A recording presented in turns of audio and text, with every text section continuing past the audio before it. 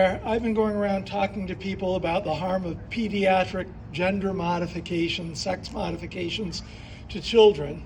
Because I don't have a lot of forums to do that, I've been going out on the sidewalk and recording videos. And if you go to my site, sidewalksteve.org, you can get information that I have about that and see some of the videos that I'm posting. What I hear most from transgenderists, the people that really support this, is that all the major medical associations support transing children. In the US, that's true, but the corruption goes all the way to the top. And I'm going to be very specific. Dr. Kaltala of Finland is the leading expert on pediatric gender care. And she's called out the Endocrine Society for saying that hormones and puberty blockers improve mental health and reduce suicide. She notes that 6 countries have gone through all of the studies, not just the conclusions, but breaking down the data, and found very low evidence that it improves mental health, and none that it reduces suicide. Something that's some really big news is a detransitioner sued several people, including the American Academy for Pediatrics as an organization, several doctors. Among the doctors she's suing was her own doctor. One of them was Michelle Forcier. Did any of you see the documentary, What is a Woman by Matt Walsh? You haven't seen that, What is a Woman? Well, there was one woman who asked the rhetorical question.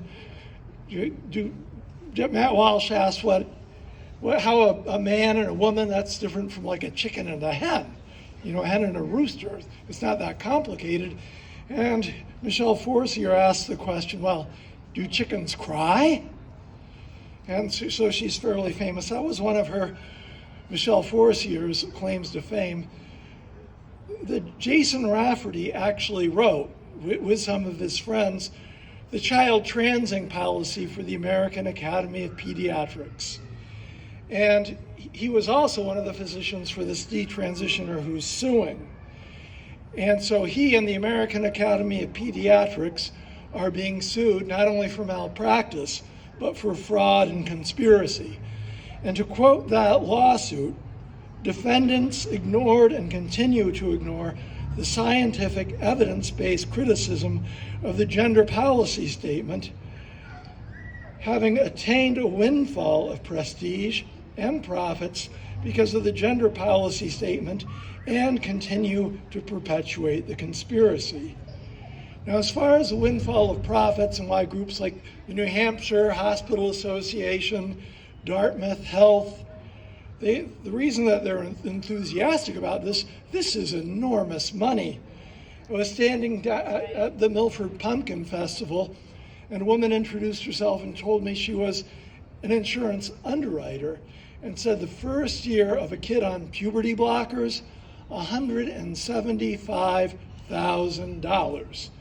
So not only is there the ideology that we've been talking about behind this is big money, the child transing industry. We've got 11 studies today. The most recently was done in 2021 that show that if you just let kids alone, you let them grow up, you let them go through natural puberty, they outgrow their gender dysphoria.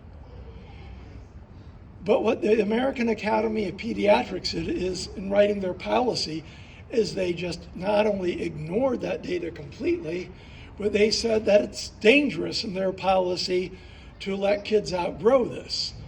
And what we have enshrined in New Hampshire law and a lot of other state laws is letting a child outgrow, giving them some exploratory therapy. You're asking a girl, why do you think you're a boy? Are there some good things about a boy being a girl? That's conversion therapy. And they can lose their license because we've invented this thing called the gender identity. If you talk about it, it's a gendered soul, and it's based absolutely on stereotypes. If a girl likes to climb trees, play in the mud, hates playing with dolls, loves sports, well, She's doing a lousy job of being a girl, and she'd be better off being, if we tried to change her medically into being a boy.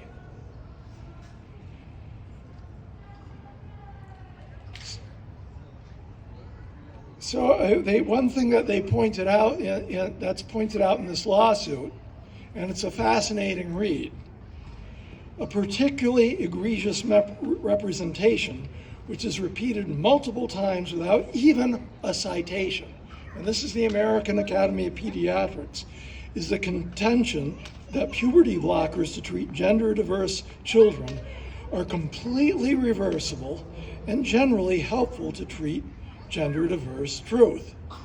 In truth,